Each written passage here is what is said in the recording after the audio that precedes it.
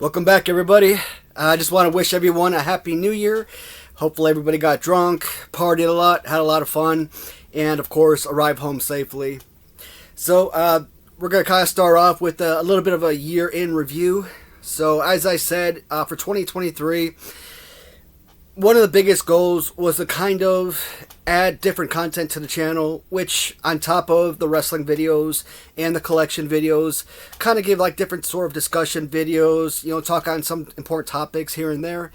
And I kind of failed miserably in that regard.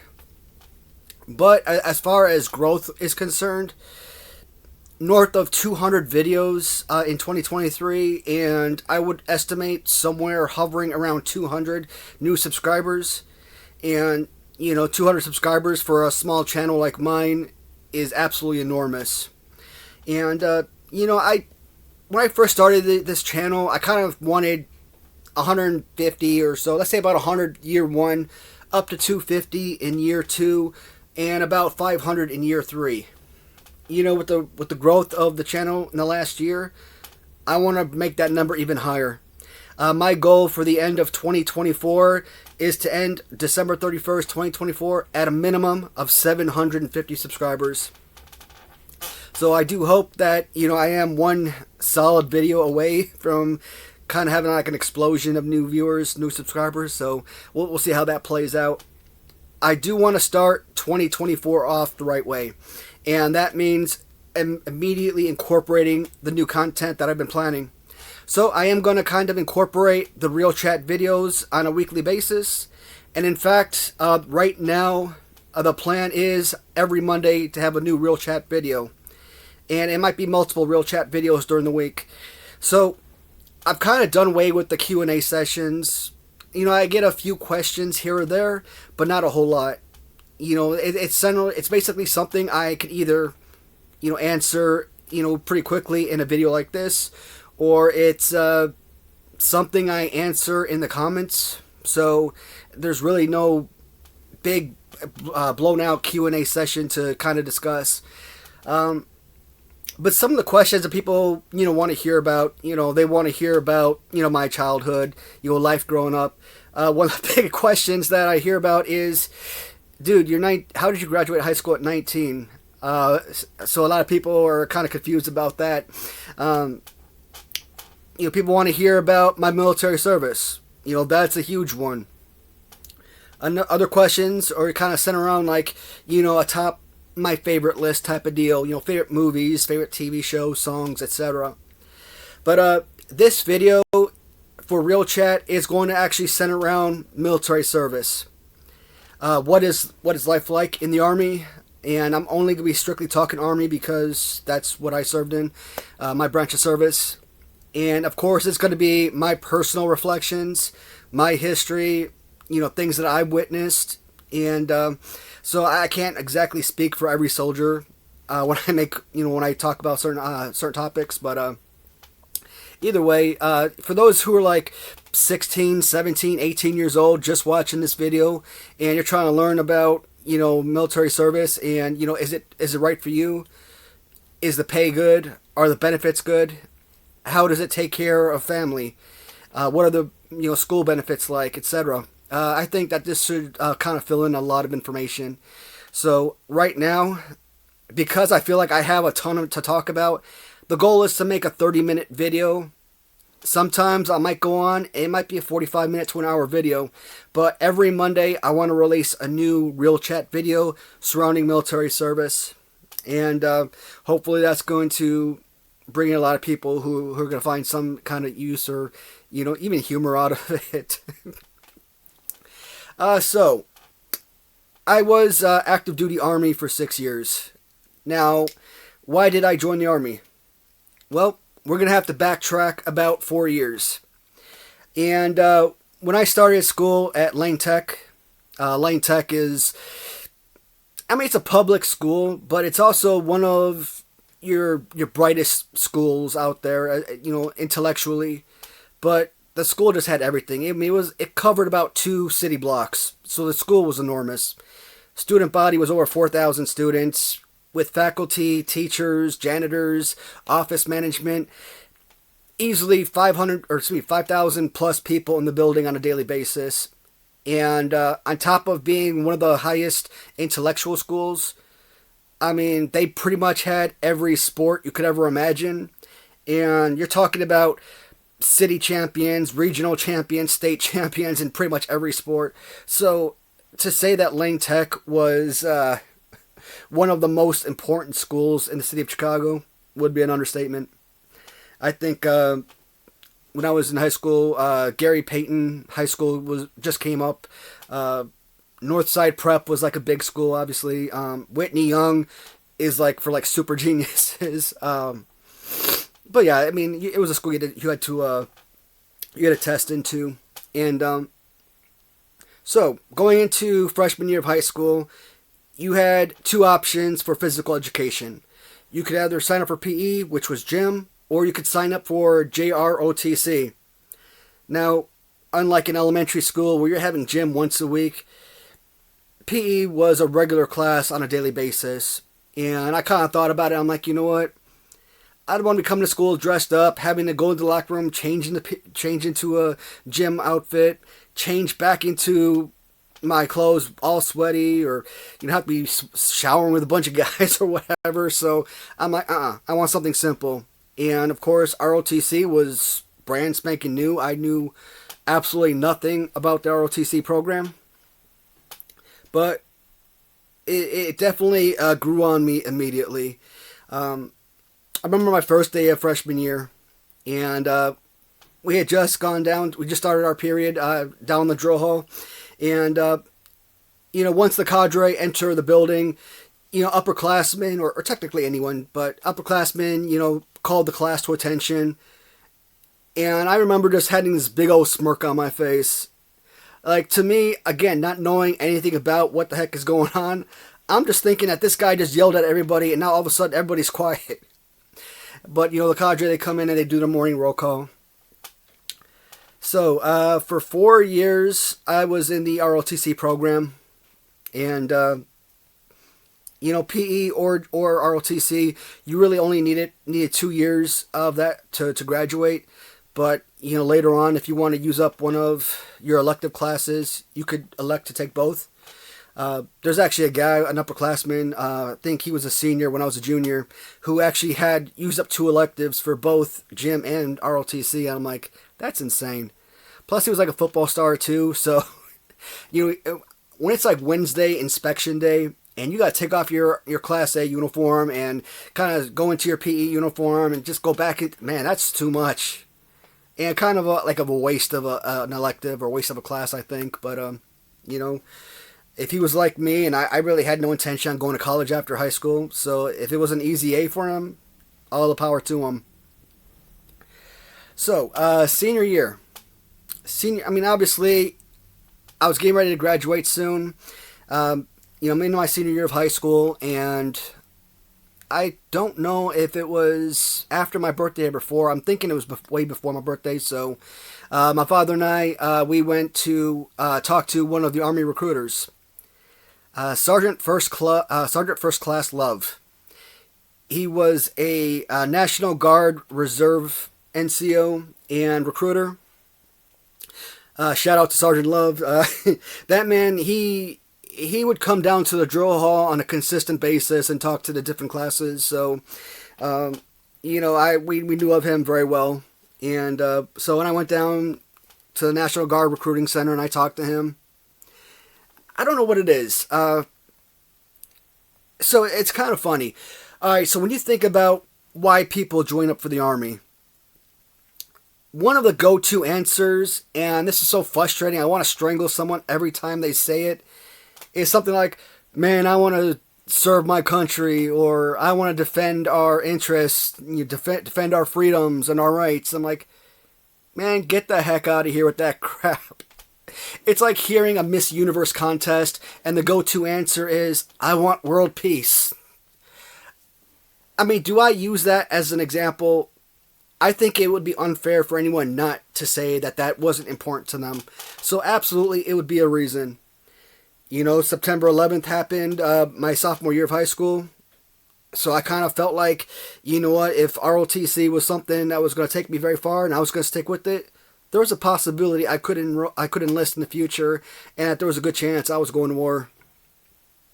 But one of the few things my father ever did with me, again, my parents were divorced since I was like 4, I think, maybe 5, and very little interaction throughout our life. But for whatever reason, you know, he wanted to go with me to talk to this recruiter.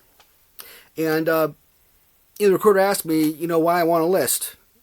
I don't know what I said, but I must have said money, because the way he responded to me was, "You're doing this for money?"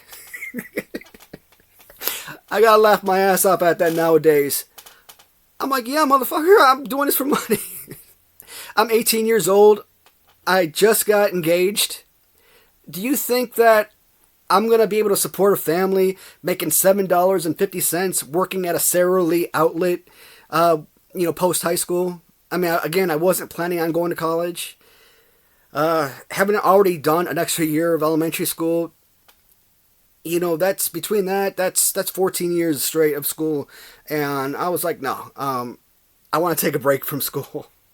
So, me loving JROTC, loving the respect, loving the atmosphere and the environment, I thought military service was the right call for me. And kind of funny thing to think about, there's actually more respect in a high school JROTC program than there is in real life Army, and that is ridiculous. You know, soldiers or ROTC cadets, they will stand at attention when speaking to an officer. They'll salute, they'll do what they're supposed to. But like, you kind of look at, you know, this private first class in the Army talking to a sergeant first class. He'll sit there like he's talking to his friend off the block or something. No parade rest or nothing. And it just irritated the crap out of me.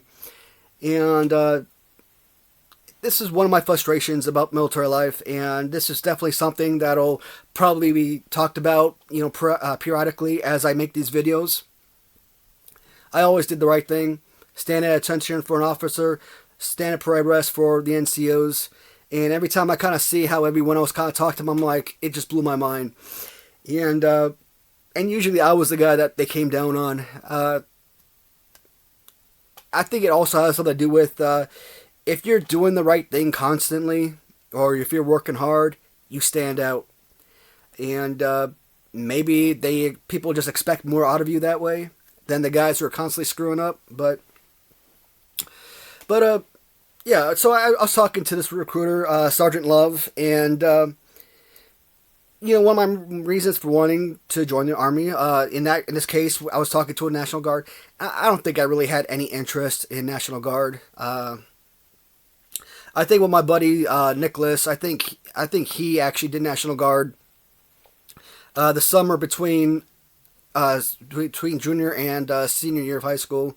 So when you're a high school cadet, you know, 17, 18 years old, well, 17, you need your parents' permission, but you got to get a signature for that. But so they do some kind of like split. What is it called? It's been so freaking long, man. But you got like a split schedule where you could go to basic training during the summer and then return to high school for your senior year. And then after senior year, you go to AIT, which is advanced initial training. It's basically your schooling to learn your new MOS, you know, learn the job that you've selected. So, you know, I think that's the reason I was talking to the recruiter for the National Guard, but really had no interest. Another thing that got me. Actually, it's my wife that screwed me on this one. So my wife and I, she kind of same thing. When she transferred her high schools from like this Catholic girls school that she went to, she transferred to Lane Tech in my junior year. But I guess her credits didn't transfer over, so she was technically a junior as well.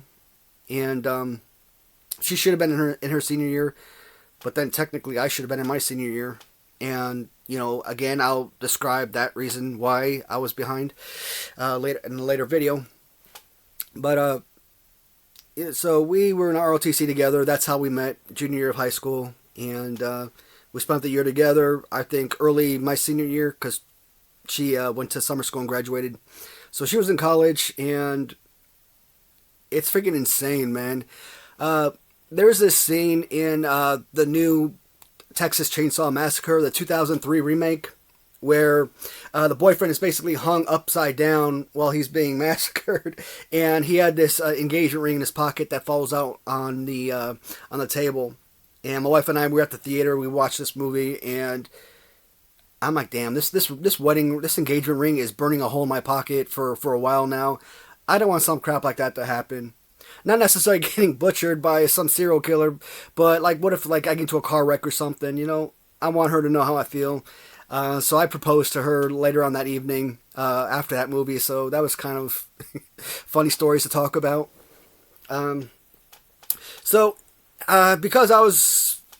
Because she and I were both talking about joining the army, she full force looked like she was going for it, that she was going to enlist. I'm like, well, shoot, if you're going to enlist and we're going to be separated all summer, I might as well enlist and, be gone at the same time. That way, if we're going to miss each other, we can miss each other, at the same time, doing the same things. But she got me. I enlisted that January, and she never did. I kind of seeing what I saw in the army. I'm kind of glad she didn't. But at the same time, if we did eventually end up together because we were married, same duty station, that extra income would have helped significantly. But so post military or post high school, I think I left for basic training about 4 days after I graduated high school. So it was like June 20th or 21st when we arrived in Columbus, Georgia, where I would be doing basic training at Fort Benning. Now, when I was at MEPS and I was signing up for the school, I wanted something that I felt like I could have done, after military, something that, like accounting. I think that's what I asked them about. I want to do accounting. Why not? Good job, I think, post-military service. And so the guy that was helping me out, that helped me signing up for my MOS, your military occupational specialty, he was basically looking for things that include the word accounting. And we came across 92 Alpha, automated logistical specialist. And basically the way that you would look at it is, your accounting is, I've got one figure, I've got two figures, I've got three. That's your accounting. It's not like, IRS type stuff or anything like that, which is really what I wanted. But I was a supply specialist. That was supposed to be my job in the Army. And I arrived to Fort Benning, and I'm walking towards in processing, and I look at the top of the building, 21st AG, or 21st Adjutant General, home of the infantry. What the fuck? I'm a supply specialist. What the hell am I doing at an infantry basic training? And what kind of further, and what makes you frustrated later on in life is kind of learning about these guys that, did basic training at Fort Jackson. I'm not sure where Fort Jackson is. I want to say South Carolina, but I could be wrong. But I'll say Fort Jackson, South Carolina. I don't know. So it's dual basic training. So the male and female, they do training together. Fort Benning was strictly an all-male basic training. I mean, the only time you ever laid your eyes on a woman is when you looked at the 300-pound women who worked in the DFAC. But, you know what? After several weeks of not seeing another woman, those girls start to look good to you.